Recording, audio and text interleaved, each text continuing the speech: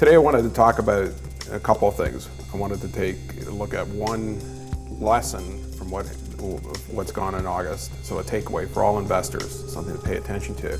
And then I wanted to highlight three things to look for in the next few months and prepare yourself for, and also to give you an idea of where the opportunities are going to be. The takeaway from August is liquidity risk.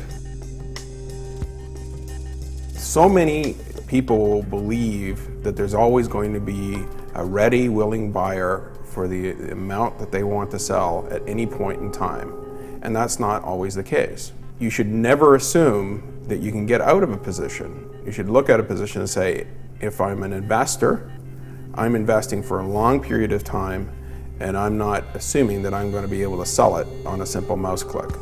And those television ads that show people clicking away, do a disservice to the industry. Now let's turn to three things to watch for in the coming months. Because August is really tumultuous, but what should we watch for? The first thing that the investor should be focused on is the spread or the difference between LIBOR rates, so the London Interbank Offered Rate, which represents the interest rate the banks charge each other for borrowing money, and Treasury bills, which is what the government pays for investing money. When you look back as recently as July, the difference was 0.4%, a modest difference. But all of a sudden, when we saw in August, it exploded to 2.5% in the space of 3 days. I'd never seen that kind of a movement before. It's subsided, it's around 1% today.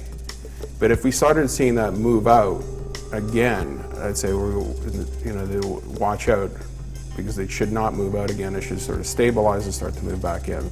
So keep your eyes focused on the spread between LIBOR and T-bills. The second thing is going to be the unemployment rate. That's going to come out right at the beginning of September, and then again at the beginning of October. And given what's happened, I fully expect that unemployment rate will move up, because we're very close to full employment in the United States, and I think it will tick up. Certainly in the mortgage industry, it looks more like the tech industry in 2001, but the question is it going to be structural? In other words, are we going to see continued increases on unemployment? I don't think so, but you have to watch for that. The third thing to watch for is a major bankruptcy. In any market event like this, somebody is left holding the risk. Somebody is going to take a loss. Like in game of hot potato, you're throwing around risk, and now the music is stopped, and we're going to find out probably in the next 2 months who has it. Who's going to own up to the losses that are out there, and there are going to be losses. And my suspicion is it'll be either a major hedge fund or a pension fund. If we see that kind of major bankruptcy, we would likely see a major sell down in the marketplace. Now here's where the opportunity is. Here you have to know what you want to buy if this panic should ensue. And I'd suggest that people should be looking at financial stocks, both here in Canada and abroad, and particularly abroad. They offer some interesting advantages, because you're going to be able to buy financial stocks, so banks, with dividend yields that are significantly higher than 10-year government treasuries. So you're going to be earning more than the government treasury bills just for investing in a financial institution. So this will be like buying banks at the bottom of the market in 1987. It's like buying banks at the bottom of the market in 1991. But you have to be prepared, because it's going to feel as though that's the worst thing you should do. It's the last investment you should make, because that's what the press and everybody's going to focus on.